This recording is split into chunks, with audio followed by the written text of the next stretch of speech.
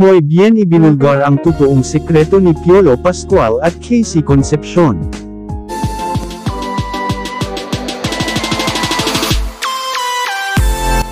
Talagang mapapatunayan na kaya ngayon ang isyu na nagkaroon ng anak sina Piolo Pascual at Casey Concepcion.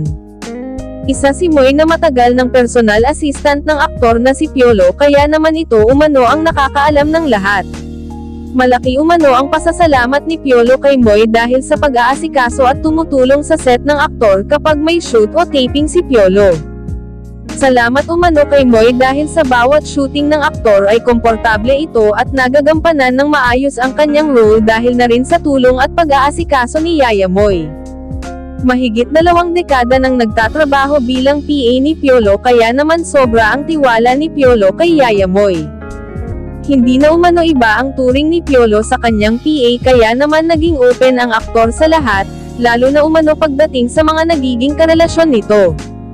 Ayon kay Muy, taong 2011 nang maghiwalay sina Piolo at Casey ay saksi umano siya sa hiwalayan ng dalawa. Hindi man inamin ni Yaya Muy kung ano ang dahilan, ngunit sinabi nito na maging siya ay nagulat umano sa kumakalat na balita. Ayon kay Muy, si Piolo Pascual ay hindi maglilihim sa kanya. Alam niya umano ang totoo, ngunit kahit anong mangyari hindi niya ilalagay sa iskandalong isyu na ito si Piolo. Ayon kay Muy, kung sakali mang may anak si Piolo kay Casey ay hindi naman umano ito maglilihim sa kanya dahil matagal na nitong gustong magkaanak.